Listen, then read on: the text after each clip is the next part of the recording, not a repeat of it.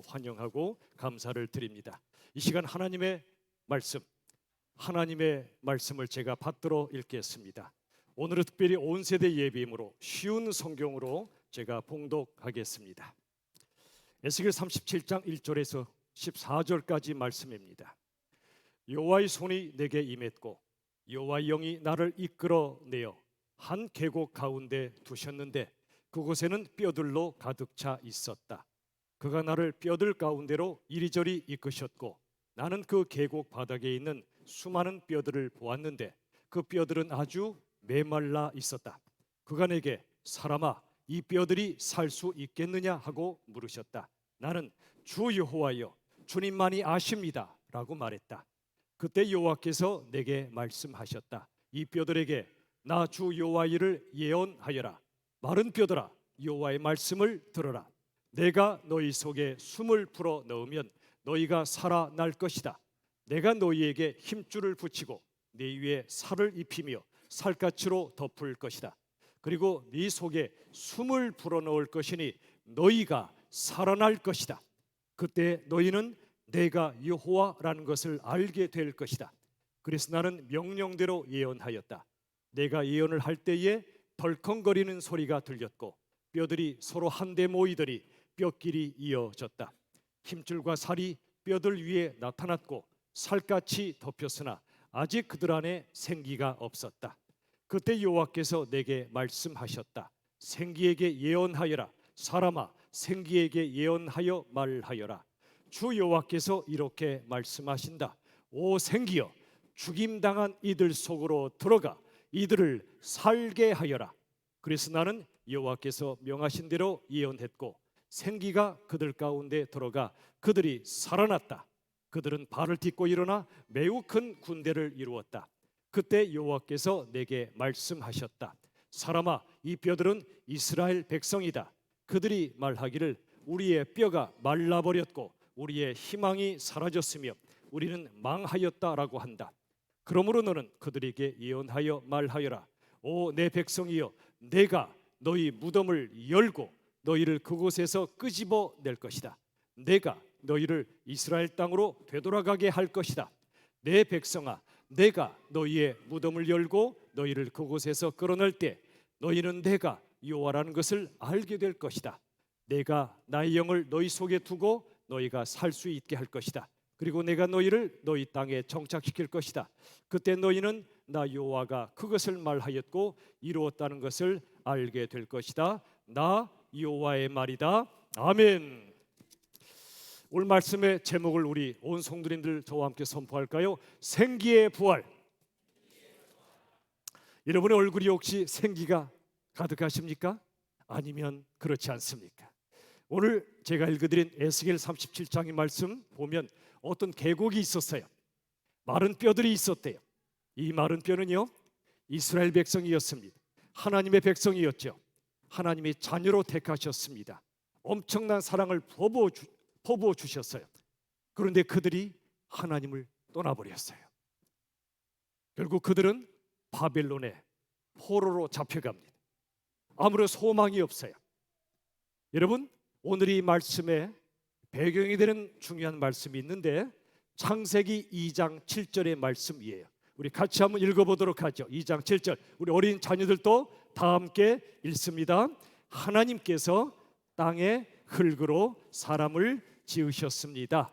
그리고 사람의 코에 생명의 숨을 불어넣으시니 사람이 생명체가 되었습니다. 아멘.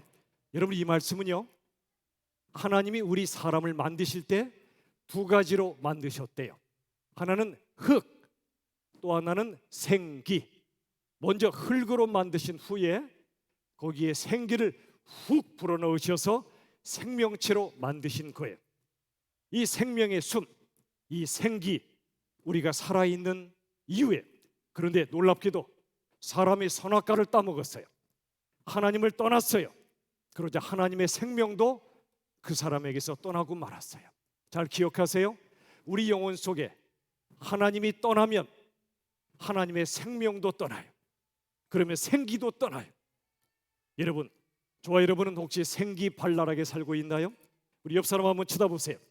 생기 발랄합니까? 축 늘어져 있습니까? 축 늘어진 분들 잘 오셨어요. 생기 발랄한 분들 감사해요.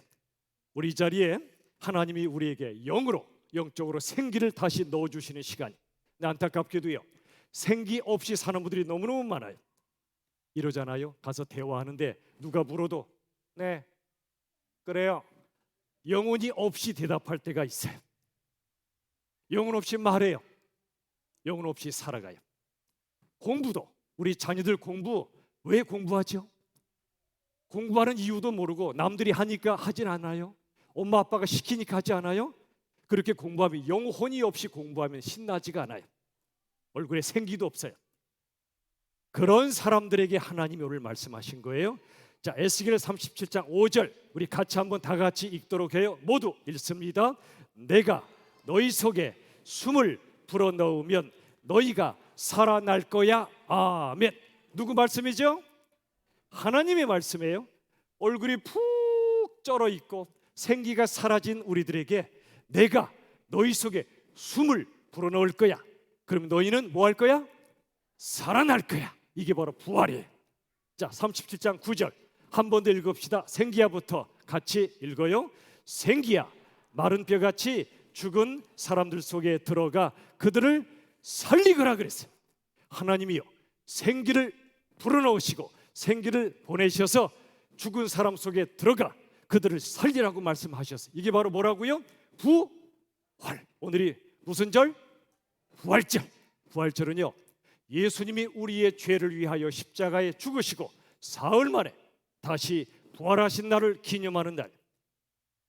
우리 예수님 부활하시고 승천하셨어요. 승천, 하늘에 오르셔서 우리를 기다리세요.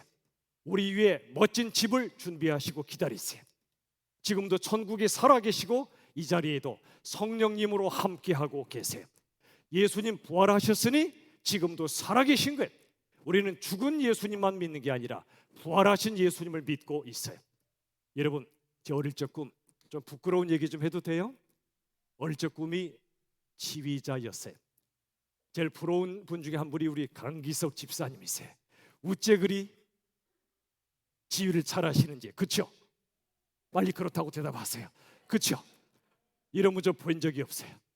어릴 적 꿈이 지휘자였는데 하나님이 제 꿈을 조금 이루어 주셨어요. 부끄러운 고백이라 차마 말을 못했는데 오늘은 그냥 절판 깔고 할게요.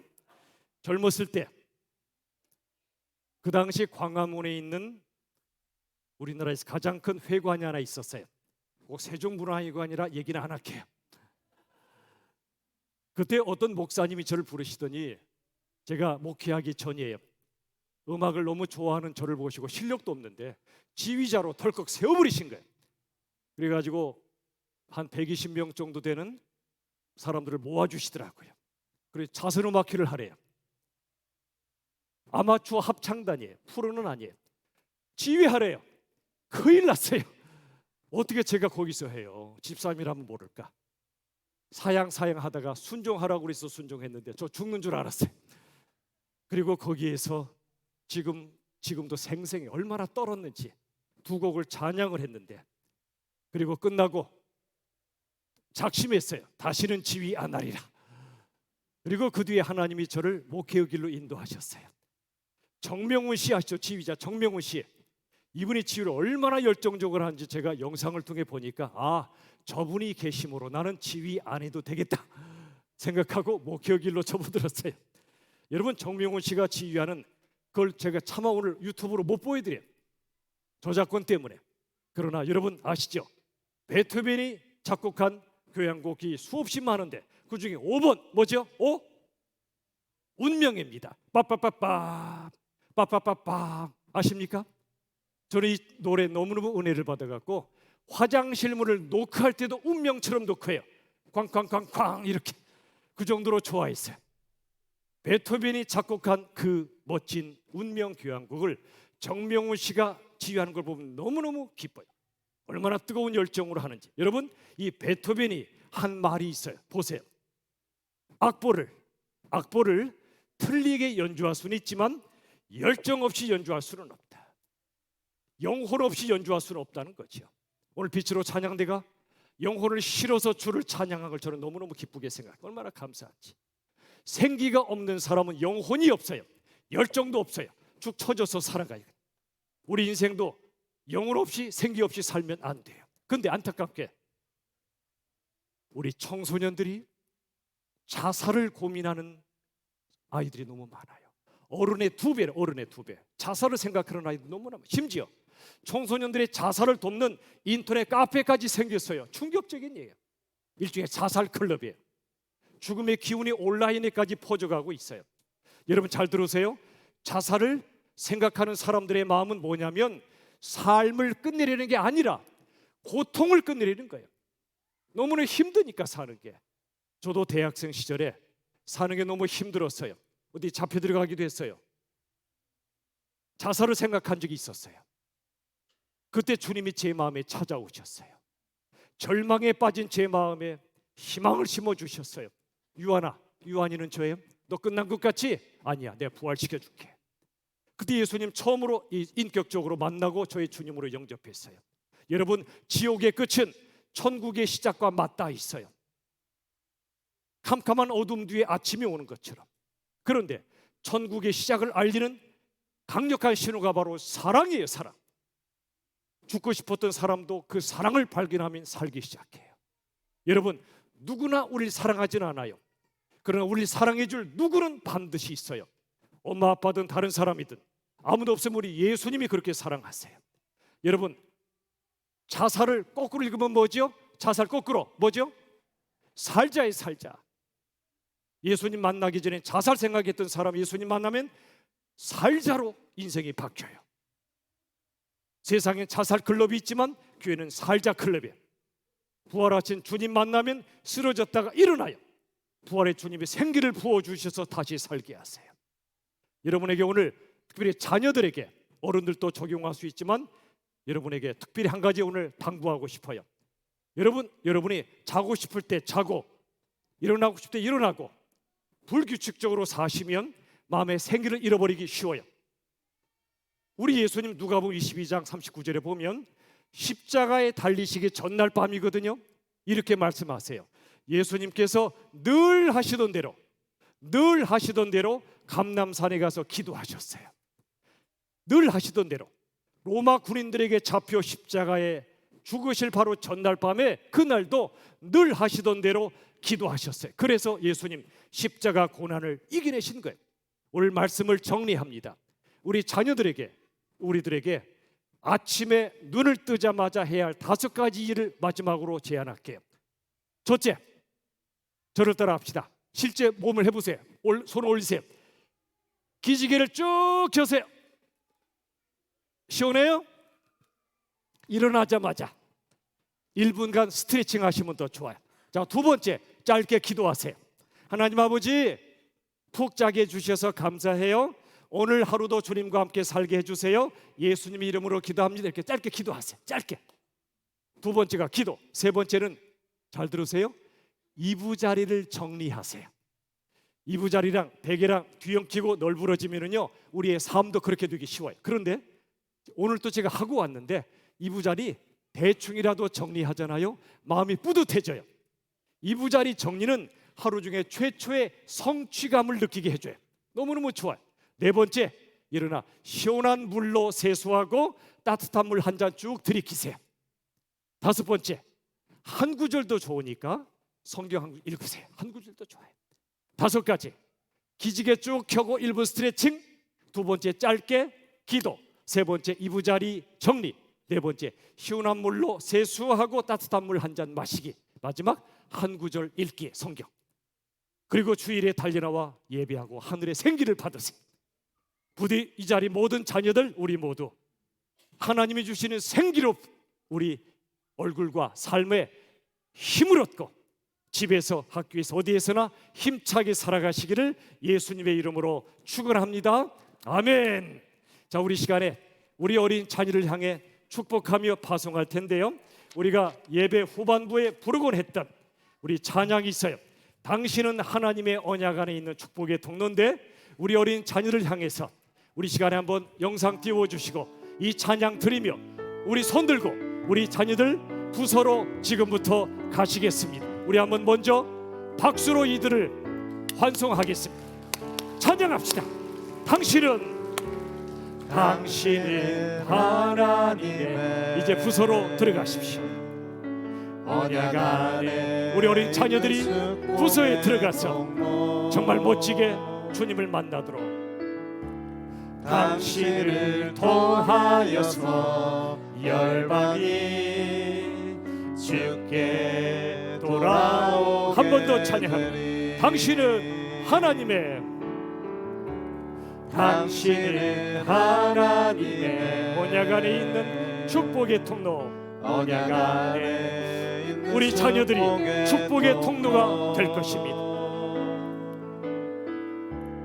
당신을 통하여서 열방이 주께 예배하게 되리. 다시 한번 박수로 환송하겠습니다. 이 시간 예고한 대로 이제 설교 2를 시작합니다. 여러분 옛날에 어르신들은 영화 보실 때 동시 상영이 있었죠. 하도 비 내리는 화면도 있었지만 그 추억을 떠올리며 이제 2번째 설교를 시작하겠습니다. 본문은 같습니다. 여러분, 많은 사람들이 생기 없는 삶을 사는데 그들의 모습을 무자로 시작하는 산무의 삶을 삽니다. 자, 저를 따라 한번 외칩시다. 무관심, 무기력, 무의미. 무관심은 다른 사람에게 신경을 끄고 사는 거예요. 난 상관없어, 당신 알아서 살아. 2번째, 무기력은 나 아무것도 못하겠어, 힘이 없어. 3번째, 무의미는 내가 왜 살지? 사는 의미를 모르겠어 하는 겁니다. 여러분, 하나님의 생기가 빠져나간 인생들은 이렇게 삽니다. 영적 침체라고 해요. 오늘 오후에 성경 묵상학교 때 우리가 창세기를 보고 있는데 특별 강사님을 모십니다. 정말 상담을 오랜 세월 해오셨던 우리 최영숙 전도사님, 아브라함의 영적 침체를 하나님이 어떻게 치료하셨는가를 우리가 보게 될 겁니다. 많이 오세요.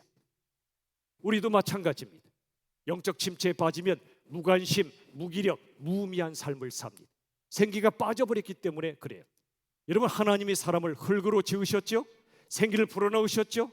선악과를 아담과 하와가 따먹으면서 생기가 빠져나갔어요. 여러분, 흙에 생기가 부어져 사람이 만들어졌다면 흙이 있고 생기가 있죠. 생기가 빠져나가면 뭐밖에 안 남죠? 흙밖에 안 남아요. 여러분, 예수를 믿지 않는 사람도 돈 많이 벌 수 있어요. 엄청나게 큰 집을 가질 수 있어요. 부러워하지 마세요.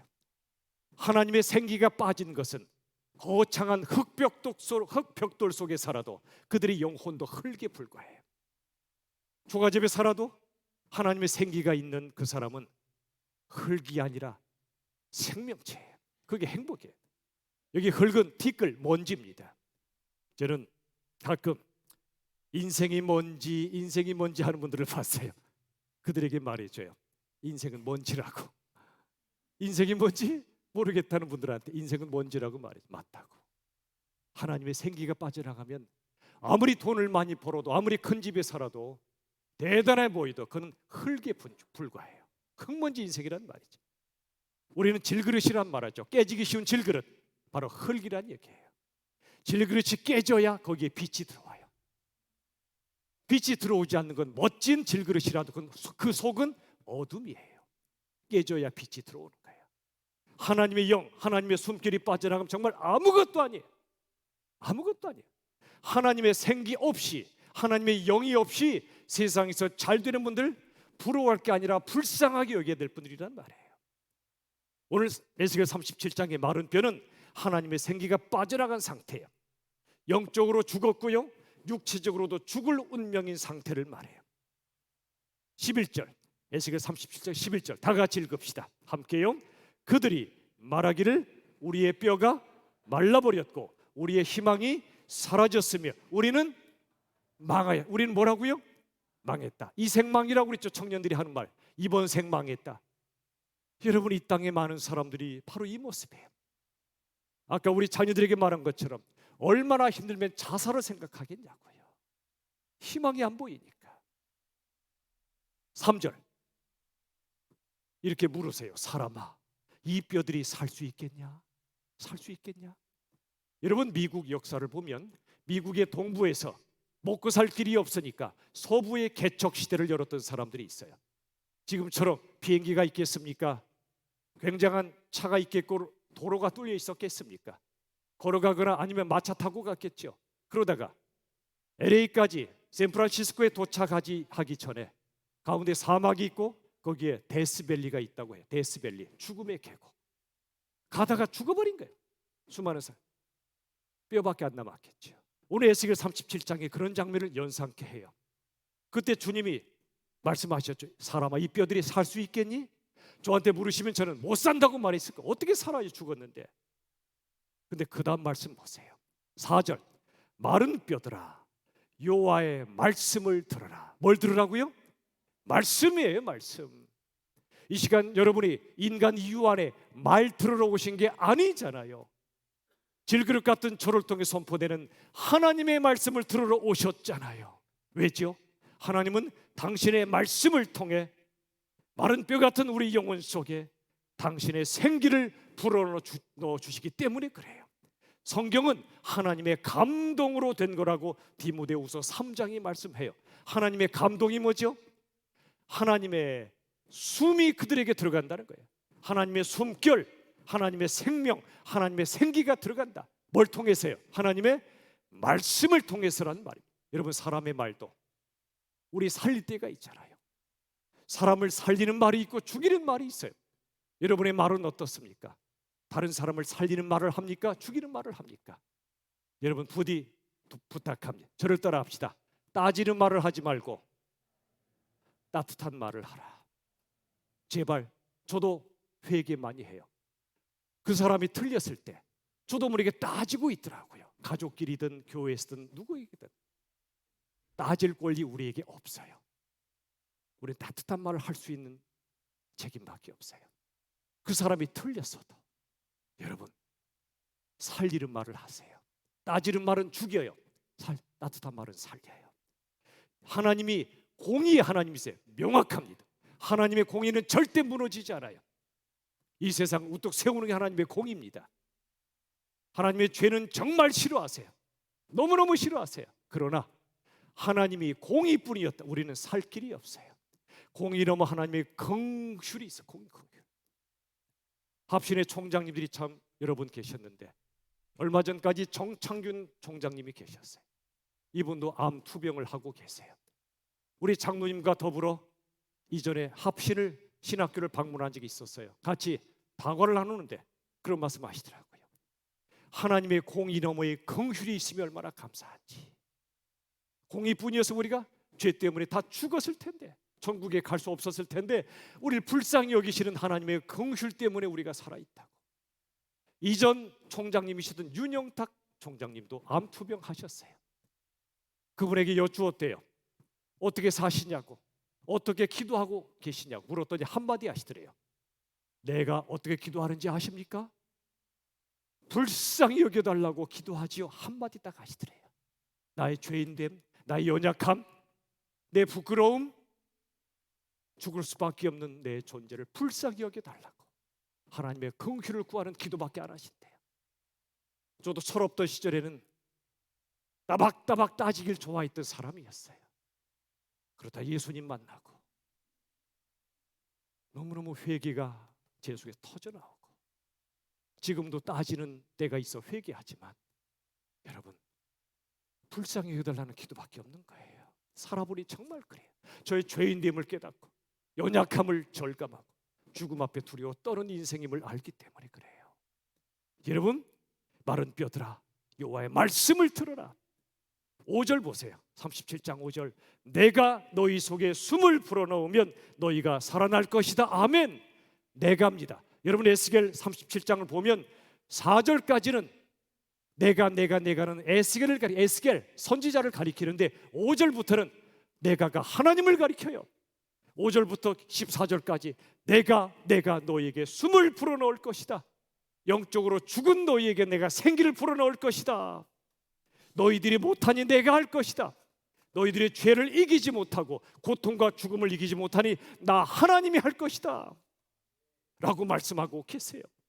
여러분, 성경 읽으실 때 흰 종이 위에 검은 글씨로 읽지 마시고요, 하나님의 마음을, 애끓는 마음을 읽어내세요. 우리 같은 자도 구원하지 않고는 견딜 수 없는 그분의 사랑을 읽어내세요. 당신의 쿵쾅거리는 심장 소리를 들으세요. 내가 너희를 살릴 거야. 내가 너희의 무덤을 열 거야. 내가 끄집어낼 거야. 내가 하나님임을 알려줄 거야. 내 영을 너희 속에 둘 거야. 너희를 살게 할 거야. 내가 하나님임을 알려줄게. 창세전에 우리를 향한 구원의 계획을 세우셨고, 예수님을 결국 보내셨고, 우리 죄를 위해 죽게 하셨고, 죽음 앞에 벌벌 떠는 우리들 앞에 부활이 있음을 알려주셨고, 승천하셔서 우리를 기다리고 계시고, 지금도 대제사장으로 기도하고 계시고, 다시 재림하실 것을 약속하셨고, 그 이유는 하나예요. 내가 너희를 구원하고 살릴 것이라고 하신 약속을 지키려고 하신 거예요. 여러분, 하나님이 흙의 생기를 불어넣은 사람을 만드셨다면, 죽어서 다시 흙으로 돌아간 사람에게도 다시 생기를 불어넣어 살릴 수 있잖아요. 창조를 믿는 사람은 부활을 믿을 수가 있어요. 저는 처음에 둘 다 못 믿었어요. 무슨 창조야, 그냥 생긴 거지. 아니에요. 작은 물건 하나도 우연히 생긴 건 없어요. 하물며 우주 만물이 우연히 생길 수가 없는 거예요. 창조주가 계세요. 무에서 유를 창조하시는 하나님을 믿으면 다시 무로 돌아가는 인생을 다시 유로 창조하시는 건 그게 하나님의 역사라, 그게 부활이란 말이에요. 창조신앙은 부활신앙이에요. 부활을 믿으면 인생이 달라져요. 여러분, 생각해 보세요. 오늘 에스겔 37장에 마른 뼈들이 다 죽은 줄 알았는데 서로 연결되고요, 뼈에 살이 덮여 살아나고요, 그 장면을 우리가 볼 수 있다면 얼마나 전율이 일어나겠냐고요. 전율. 하물며 영이 죽었던 인생들이 얼굴에 생기가 돋고 예수 믿고 하나님의 자녀임을 깨닫고 힘있게 사는 모습 보면 얼마나 전율이 일어나는지 몰라요. 목회가 정말 힘들지만, 아니 불가능하지만, 왜 하냐면 전율 때문에 그래요. 죽었던 영혼들이 사는 걸 보니까 전율이 일어나니까 너무 힘들어도 목회를 하고 있는 거예요. 얼마나 기쁜지. 예수님의 제자들 실패한 자들이었어요. 예수님 배반했잖아요. 3번이나 저주하며 배반했던 베드로 다 실패자들이었어요. 그런데 예수님이 그들을 찾아가셨어요. 그들에게 숨을 내쉬며 말씀하셨어요. 성령을 받아라. 성령을 받아라.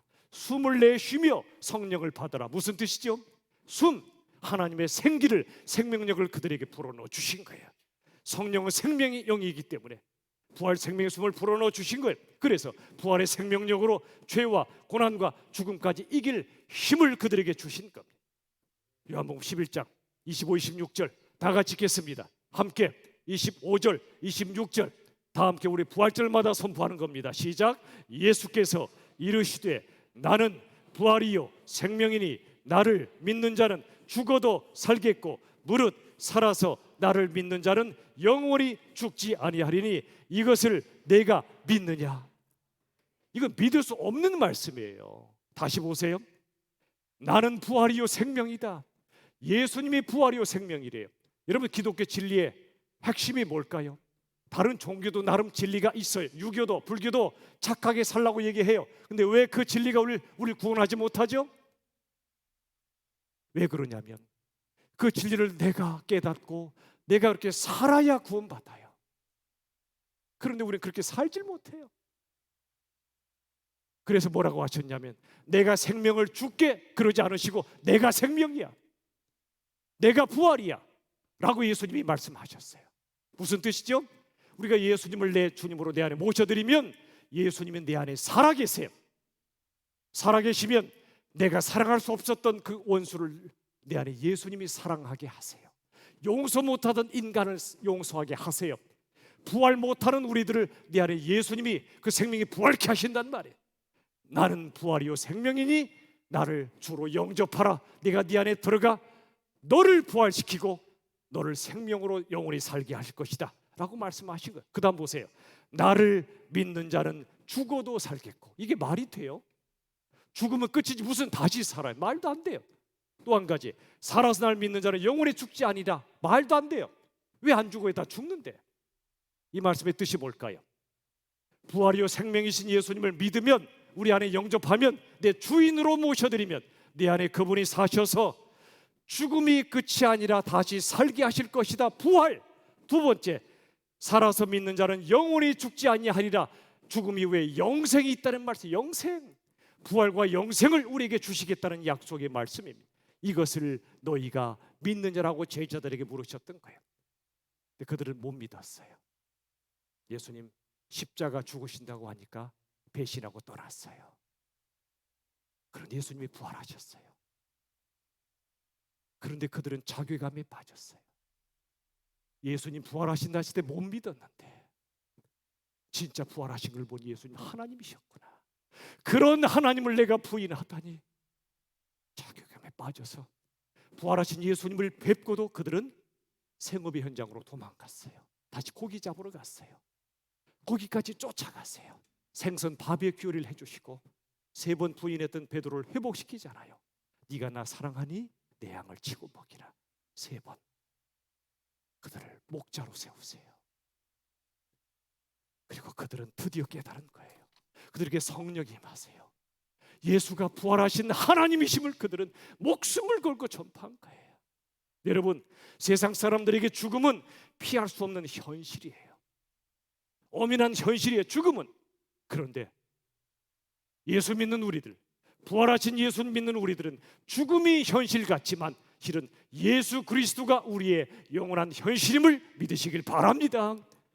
죽음이 현실 맞지만 죽음을 깨뜨리고 부활하신 예수를 믿으면 이제는 부활의 예수님이 우리의 현실이 된단 말이에요.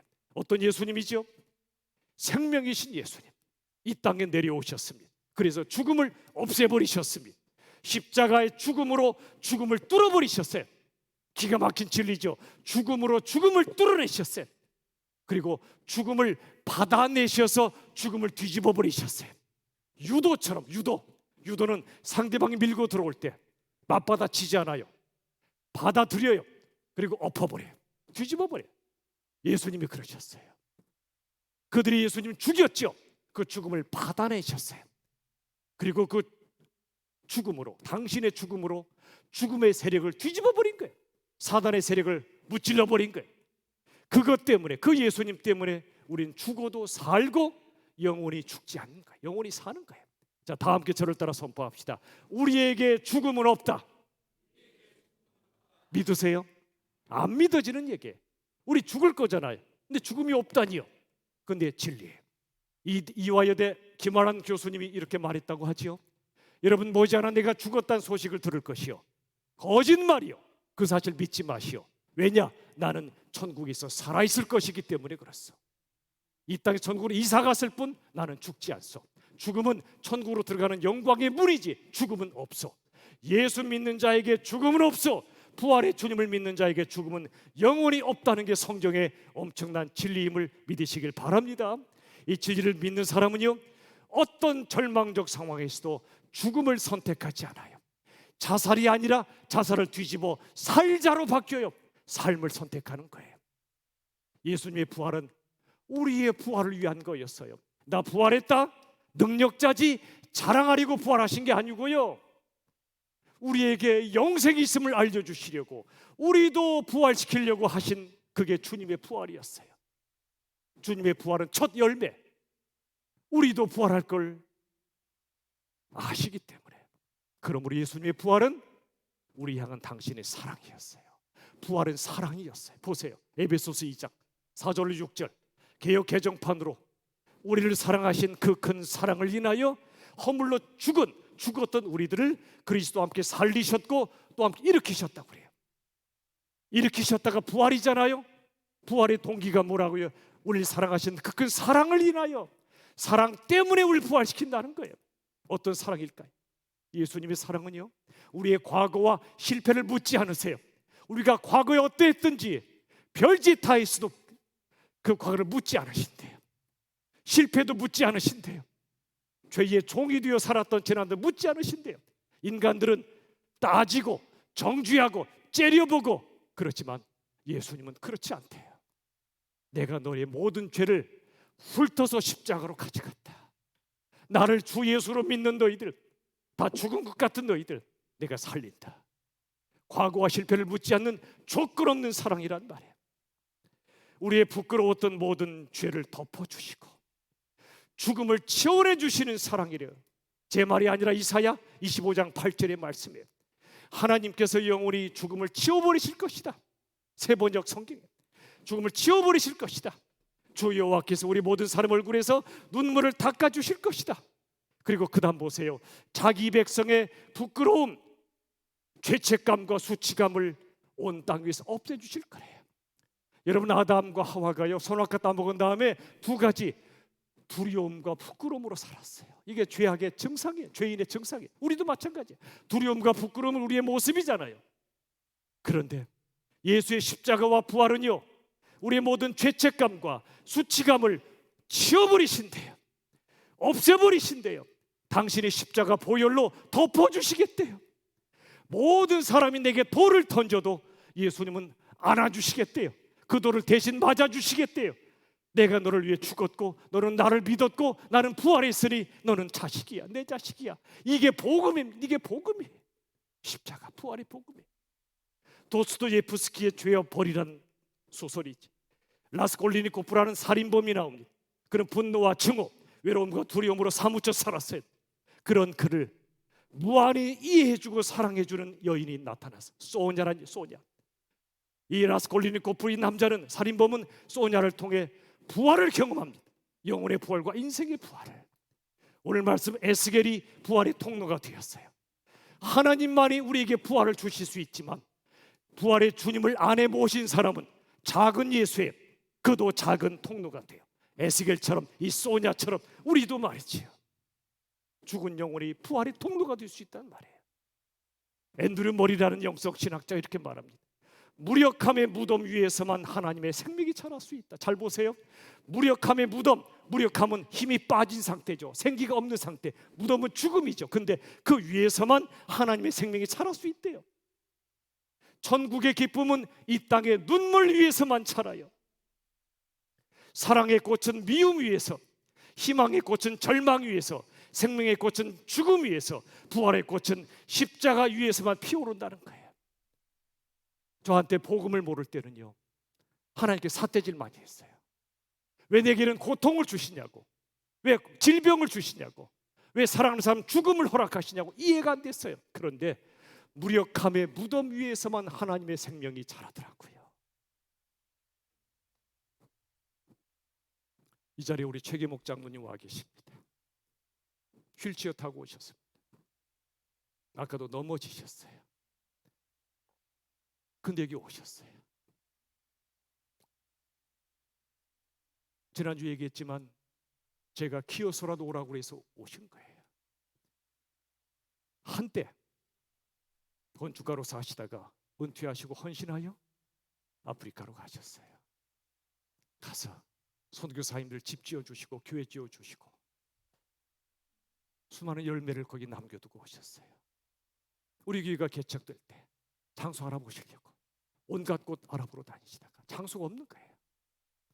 그러다가 환상처럼 양재대로 쪽에 환한 불꽃 같은 빛이 보이더래요. 쫙 빛이 가더래요. 그리고 성덕고등학교를 하나님 우리 인도하신 거예요. 그런 분이세요.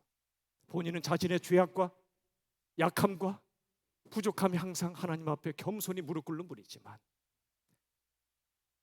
아프리카 선교와 우리 교회 개척의 과정에서 하나님이 귀하게 쓰신 분이세요. 근데 지금 날아다니던 장로님이 지금은 휠체어에 의지하고 다니셔야 돼요. 그러다 넘어지기도 하세요. 그러나 저는 우리 장로님의 몸의 그 불편함이 예수의 흔적이라 믿습니다. 십자가 흔적이라 믿습니다. 저주의 흔적이 아니라 영광의 흔적이라 저는 믿습니다.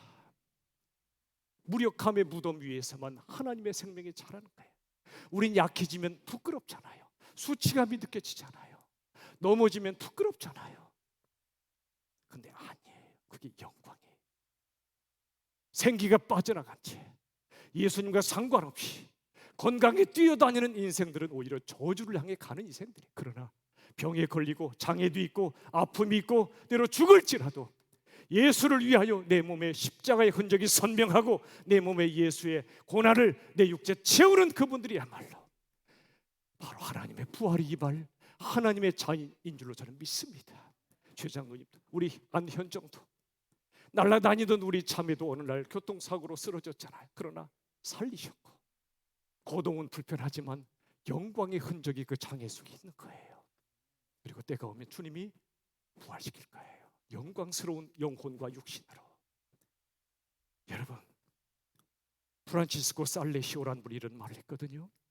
꽃잎은 떨어져도 꽃은 지지 않는다. 올해 벚꽃이 다른 해보다 좀 일찍 폈죠. 봄비가 내리니까 다 져버린 것 같죠? 아니에요. 꽃잎이 떨어졌을 뿐 꽃이 진 게 아니에요. 꽃잎이 떨어진 그 자리에 파란 잎이 날 거고요, 나중에 열매가 맺혀질 거예요. 겨울은 낭상한 가지만 남지만 봄이 오면 다시 꽃이 필 거예요. 최 장모님, 우리 안현정, 그리고 우리 교회 투병하시는 많은 분들, 꽃잎이 떨어지는 것처럼 몸이 연약하고 그럴지 몰라도 꽃이 진 게 아니에요. 수많은 열매를 그 자리에 맺게 하셨고 그 십자가 흔적, 예수의 흔적이 영광이고요. 우리가 천국 갈 때 우리에게서 열매를 구하실 텐데, 이 땅에서 고난을 당하셨지만 이분들을 통해 맺으신 선교와 교회와 수많은 열매들을 통해 하나님이 영광 받으실 줄로 믿습니다. 예수님 달려라와 말씀하실 거예요. 네가 나와 함께 고난을 감당했구나. 내 아들아, 내 딸아, 품에 안아주시고 영광스러운 영혼과 육체로 우리를 부활시켜 주실 줄로 저는 믿습니다. 우리 인생도 그래요. 끝날 것 같지만 아니에요. 부활의 주님을 믿는 사람은 다시 시작합니다. 죽음을 선택하지 않고 삶을 선택하고요, 죽음이 없음을 선포합니다. 죽어도 다시 살기 때문에, 영원히 살 걸 믿기 때문에 우리 부활하신 주님이 우리에게 생기의 부활을 부어주셔서 이렇게 말씀하세요. 사랑하는 나의 사람아, 내가 부활했으니 너희도 부활할 거야. 내가 너희를 사랑하니 너희를 죽게 내버려 두지 않아. 내가 너희 마음속에 생명의 기운을 불어넣어서 이 땅에서 사는 동안 기도의 사명, 전도의 사명, 복음의 사명, 사랑의 사명을 감당하다가 너희의 연약해진 육신과 수많은 두려움과 수많은 수치감도 내가 다 십자가 보혈로 덮어주시고 죽음 주자 꿰뚫고 부활의 생명을 부어주셔서 이 땅에서 살 때, 그리고 이 땅을 떠나 영원한 천국에서 부활의 생명으로 우리 주님을 찬양하며 승리하는 우리 모두가 될 수 있기를 예수님의 이름으로 축원합니다. 우리 시간에 바로 찬양을 드리기 원합니다. 두 곡을 연이어 찬양할 텐데요, 여러분 그저 영혼 없이 부르지 마세요. 찬송가 165장 주님께 영광, 그리고 선포하라, 이 찬양을 우리 인생의 마지막 찬양인 것처럼 부활의 주님 박수치며 힘차게 찬양하겠습니다. 주님께 영광, 주님께 영광, 다시 사신 주, 사망 권세 모두 이기신 흰옷 입은 천사 돌을 옮겼고 누우셨던 곳은 비어있어. 주님께 영광, 주님께 영광, 다시 사신 주, 다시 사신 주, 사망 권세 모두 이기신 주님께 영광. 우리 엄마, 주님께 영광, 다시 사신 사망 권세 모두, 사망 권세 모두 이기신. 여러분 선포하라. 부활하신 영광의 주님을 이 시간 선포하며 주님을 찬양하겠습니다. 죽음을 뚫고 부활하신 주님을 찬양합시다. 선포하라. 선포하라. 부활하신 영광의 주, 부활하신 영광의 주, 아름다운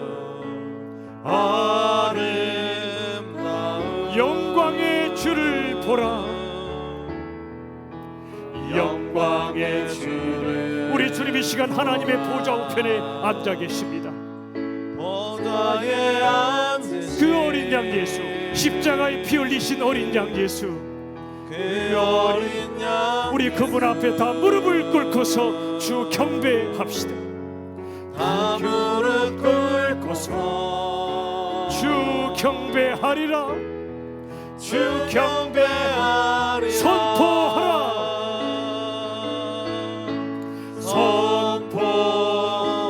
부활하신 영광의 주, 부활하신 영광 하나님과 우리를 하나님과 화목하게 하신 우리 주 예수님, 화목하게 하신 주, 찬송과 존귀와 찬송과 존귀와 영광과 능력을 영광과 능력 영원토록 영원토록 받아 주시옵소서. 받아 주옵소서. 우리 보좌에 앉으신 그 어린 양 예수, 보좌에 이 시간 우리 하나님 우리 주 예수님 보좌 우편에 주님 앉아 계신 그 어린 양 예수, 우리 위해 죽으신 어린 양 예수, 다 무릎 꿇고서 다 무릎 꿇고서 주 경배하리라. 주 경배하리라. 손 들고 찬양하리라. 찬송과 존귀와 우리의 전심을 다해 찬송과 존귀, 영광과 능력을 올려드립시다. 영광과 능력을 영원토록 영원토록 받아 주옵소서. 받아 주옵소서. 우리 합심하여 한 가지만 기도합시다. 오늘 부활주일입니다. 정말 특별한 예배입니다. 주님, 매일의 삶에서 마른 뼈처럼 살았던 우리들, 생기가 빠진 채 그냥 그렇게 살았던 우리들, 이제는 죄와 고통과 죽음을 뛰어넘는 생기의 부활을 체험하며 살게 해달라고, 부활의 주님을 믿음으로 죽음은 없다고 선포하며 부활의 주님을 땅끝까지 선포하며 우리의 남은 삶을 살게 해달라는 시간, 다 함께 우리 두 손 높이 듭시다. 주여 세 번 외치고 부활의 주님을 찬양하며 우리도 생기의 부활을 허락해달라고 다 같이 기도합시다. 주여 주여 주여. 살아계신 아버지 하나님, 죽음이 없음을 우리들은 선포합니다. 죽어도 다시 살겠고 죽어도 영원히 살 걸 저희들은 믿습니다. 질병과 고통과 수많은 아픔에 우리가 더 이상 먹히지 않게 하여 주옵소서. 이제는 부활의 주님을 믿는 우리들, 죽어도 산다는 이 믿음으로 살게 하시고 생기의 부활을 허락해 주시옵소서. 부활의 복음을 땅끝까지 증거하게 하여 주시옵소서. 우리 모두 열리비주 성도님과 이 땅의 모든 이 땅의 교회들이 십자가와 부활의 복음을 땅끝까지 증거하는 복음 참으로 충만한 교회들이 되게 하여 주시옵소서. 오직 주님을 바라보며 주 앞에 나가게 하여 주시옵소서.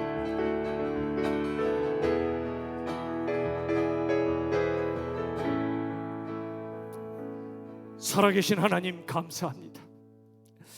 우리들은 인생이 내 뜻대로 안 될 때, 모든 문이 막힐 때, 사람들이 나를 떠난다고 느껴질 때, 죽음밖에 선택할 길이 없다고 느낄 때, 이 땅을 떠나는 이들이 너무나 많습니다. 자살을 생각하는 많은 이들이 너무나 많습니다. 우리 자녀들도 그러합니다. 그러나 주님, 그들이 부활의 주님을 만나게 하여 주시옵소서. 자살이 살자로 바뀌게 하여 주시옵소서. 마른 뼈 같은 영혼들과 그들의 삶 속에 생기를 불어넣어 주시옵소서. 부활의 생명을 부어 주시옵소서. 예배하는 이 자리에 오는 모든 성도들부터 이 자리에 오지 않은 많은 영혼들에게도 부활의 생명이 부어지고 부활의 복음이 전파되어 그들이 다시 일어나게 하여 주시옵소서. 부활의 주님을 찬양합니다. 우리의 두려움과 우리의 수치감과 우리의 무력함을 십자가 보혈로 덮어주시는 주님, 그 모든 부활의 생명으로 우리를 살리시는 주님을 믿으며 우리의 남은 삶을 당당하게 승리하게 하여 주시옵소서. 목숨 걸고 예배하게 하여 주시옵소서. 전심을 다하여 부활의 주님을 찬양하게 하여 주시옵소서. 그 복음을 땅끝까지 내 남은 삶 동안 증거하며 사는 저희들 되게 하여 주시옵소서. 십자가에 죽으시고 부활하신 우리 주 예수님의 이름으로 기도합나이다. 아멘. 우리 부활의 주님을 박수로 영광 돌려드리겠습니다. 할렐루야, 할렐루야. 감사합니다. 여러분,